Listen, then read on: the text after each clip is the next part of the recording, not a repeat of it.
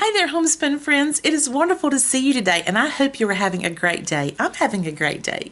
I'm coming to have another serious conversation with you this week. This will make two serious conversations that we've had. So this is a big week. This is a big one. But I feel like there are a few things that I need to address in relation to how I will be handling my channel. And this came from a recent video that I did where we had the previous serious conversation. I was talking to you guys about my RA symptoms and how they were giving me trouble. And then I also tagged onto the end of that a grocery haul. And as a result of that video, I received several what I would consider negative or condemning comments about the foods that I had purchased. And I was chastised and told what I should and should not be eating, and instructed that I should change my diet to help my overall health and to help my RA.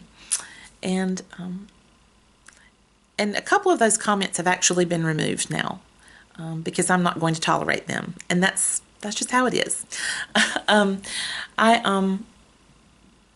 think it's kind of arrogant for someone to tell you what you need to do to help your RA when they don't have any idea what you have already tried. And unfortunately, the people that made these comments do not realize that I've already been down that road. And it was a long road, and it led to nowhere. And I'm going to tell you about it today so that you can understand some of the things that I have done through my dietary life to change the course of the RA. The first few years that I had RA, that I was diagnosed, they were good years because my inflammation was not horrible. The smallest things were able to kind of bring it under control. And one thing inflammation does is it changes the whole way that your body feels and the whole way really that it looks. And anytime that my inflammation has been under control, my weight goes down. But when my inflammation is out of control, it goes up. And this has not really been tied into my diet at all. Matter of fact, when I went off, about 4 or 5 years ago, I went off of everything I told you, all of my medications. My weight went up, and yet I still felt fantastic for all of these years leading up to this point. I have felt very good, even though I probably weigh about 20 pounds more than I did when I stopped taking the treatment. It just goes to show you that your body, we are fearfully and wonderfully made. We can't figure it all out. But after about 3 years, I was starting to have more and more issues, and we moved into a different area of treatment for me. And that is when I began taking and giving myself shots of Embryo. And it was during this time that I was starting to watch a couple of documentaries about foods in America. And I started learning about GMOs and other things that can be very hurtful in your diet. And so I decided that I was going to change my diet and hopefully get a handle on the RA, which my pain levels were always increasing, and I was going to try to change the course of this with my diet. I talked to my rheumatologist. I went to Dr. Kirby. He is well known throughout the Southeast as being one of the best rheumatologists that there is. I was able to get in with him. A lot of people, I think now he is full. I mean, he stays full of patients. People travel. I travel an hour and 20 minutes to see him. So anyway, I talked to him about the fact that I wanted to change my diet, and he said, well, I'm all behind you changing your diet if you want to try it.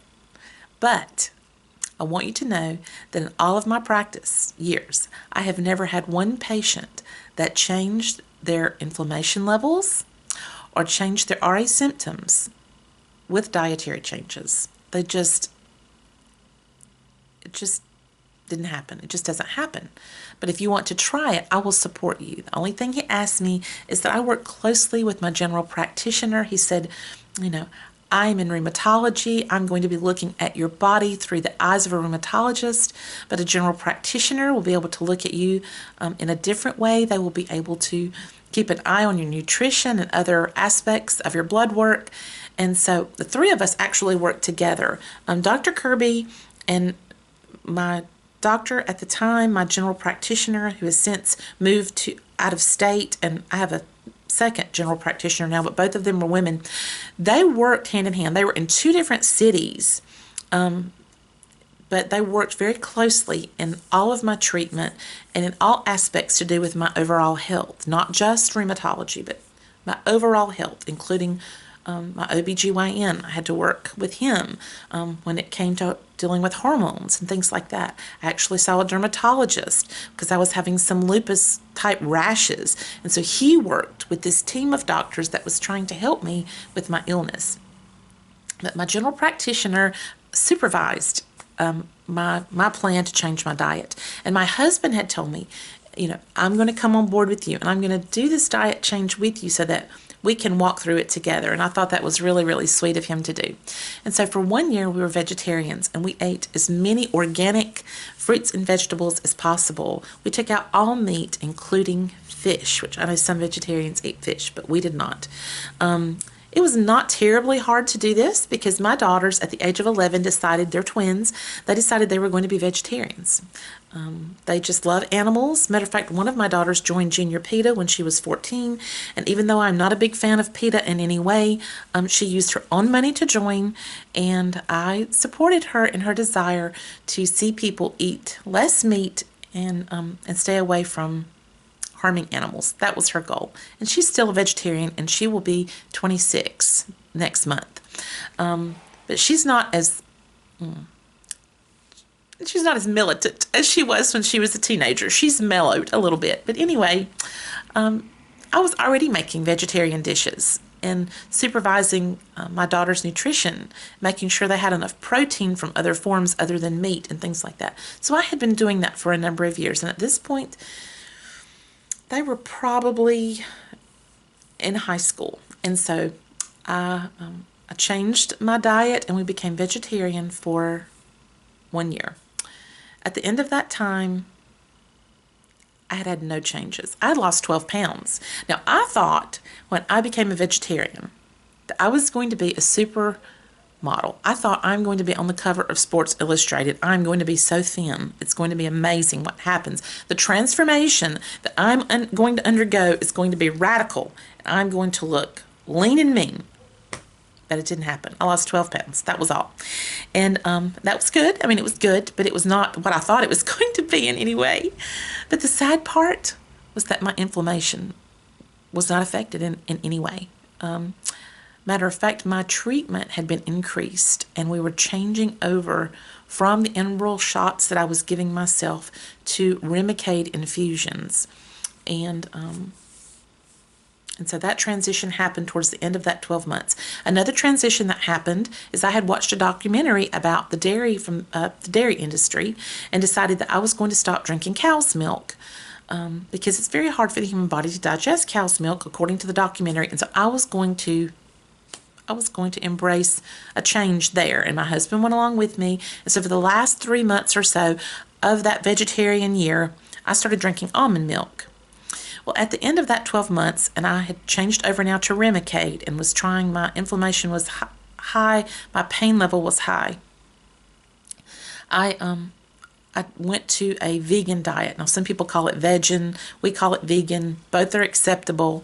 But I took out all dairy products. I had no eggs, no cheese, no yogurt, no cream, no any of those things.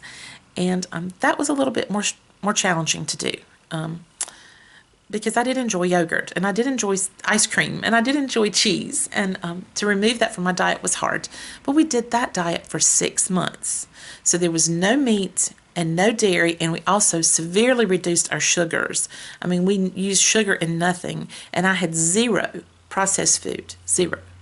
Everything we bought was fresh out of the fresh food section, and we were buying lettuce by the gross at this point. And it did nothing. It did nothing.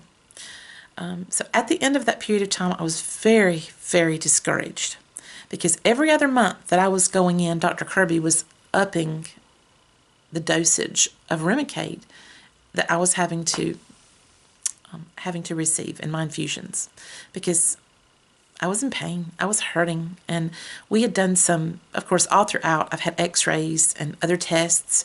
We could see that my nodules in my hands were bad. They were not good.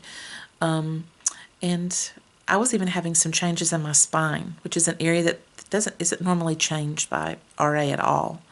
So we had a lot of things going on at that time.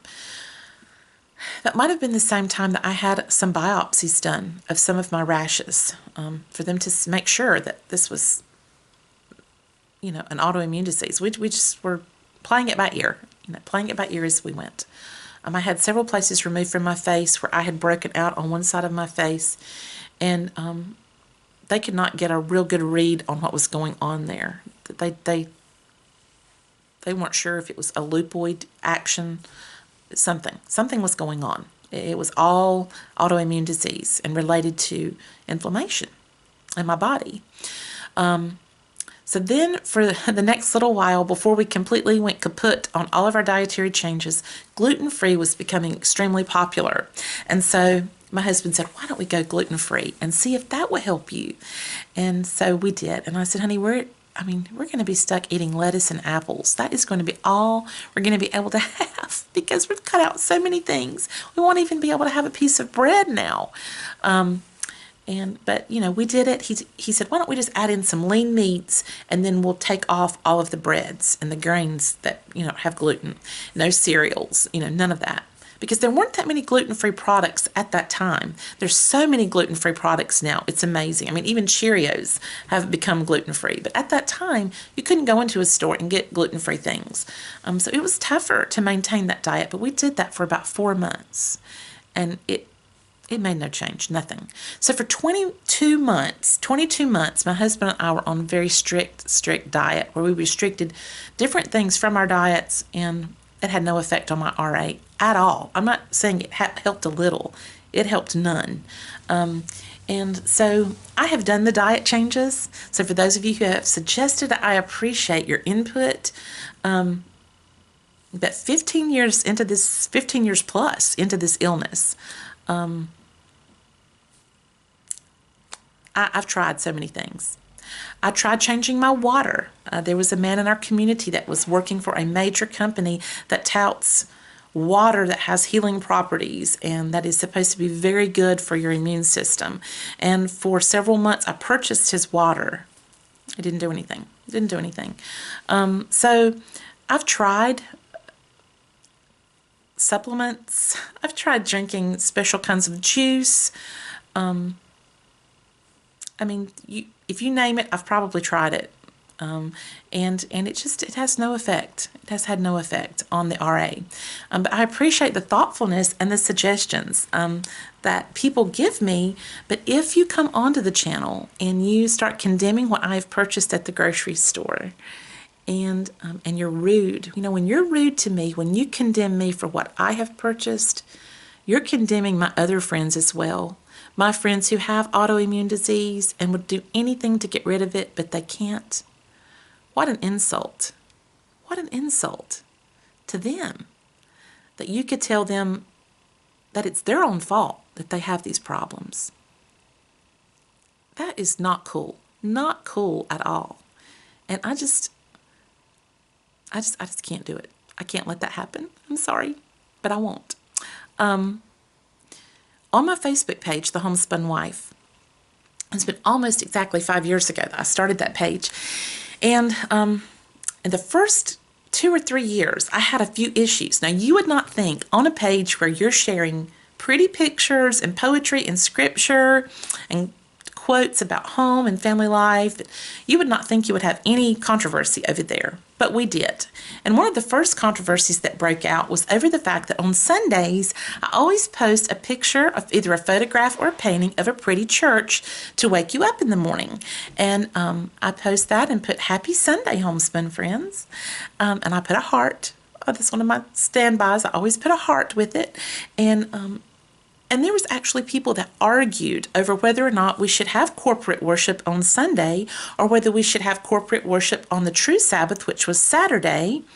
And I went on and I tried to explain, people, we need to be nice to one another.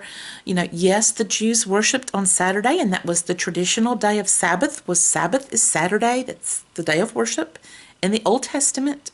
But in the New Testament, when Jesus came and when he was crucified and buried and resurrected, he resurrected on Sunday. And so Sunday became the day when the New Testament church worshiped, because that day is the day that changed everything. On Sunday, when Jesus was resurrected, it didn't help. They still bickered on and on and on. And so after like the third day, I had to ban some people. I didn't want to do it. I just am not that kind of person. But I banned them, and I wrote them a message, and I told them, this is something I will not tolerate. This page is defined as being a page where we encourage each other. This is a page for encouragement for Christian women. And when we start tearing each other down, then it is no longer serving its purpose. It is no longer God honoring. It is something else. And so I'm going to have to take you off the page. Now, a few of those people wrote me back, and they apologized, and they asked me would I please reinstate their privileges, and they would not argue about this subject anymore. And I put them back into the group, and I've had zero problems. For the past 2 years, I've had zero problems on that page. I mean, it is unbelievable. And this week, we reached a milestone just this week, 49,000 friends on that page. And I am so thankful for each and every one of them. Just thousands of people, and yet there's no problems. And I think one of the things that, as I was praying about this issue and thinking it over, yesterday was a day when I was really mulling it over. And early this morning, I just felt the Spirit telling me, handle this channel the way you handle your Facebook page. Keep it positive. Keep it encouraging. And so that is what I'm going to do. So if you find that your comments, for some reason, if you made a comment about my grocery haul or something that was sort of snippy, and you find that it's not there, you will know that in my judgment, I have found that it is not beneficial and it does not upbuild the kingdom. And so I have removed it. And since it's my channel, that's my prerogative, and I'm going to follow the leadership of the Holy Spirit as I manage my channel. And if it hurts someone's feelings, then I'm so sorry. Know that if you must unsubscribe, I understand. But I have just found that we need grace, and we need more love, and we need less condemnation. Jesus does not give us condemnation. He gives us conviction, but he's the only one that can really do that, right? Right. And so what we need to do for each other is to build each other up and to show love and kindness to one another in the way that we talk to one another. It doesn't mean we can't disagree. Doesn't mean we can't even share that we disagree about something. But we can do it in a positive way so that it is uplifting and helpful. Because when we start hurting people, it is no longer helpful. Friends, that is my serious conversation. I hope that it is well received, because it is given with love for you and in the spirit of grace. I look forward to seeing you next time, friends. Bye-bye.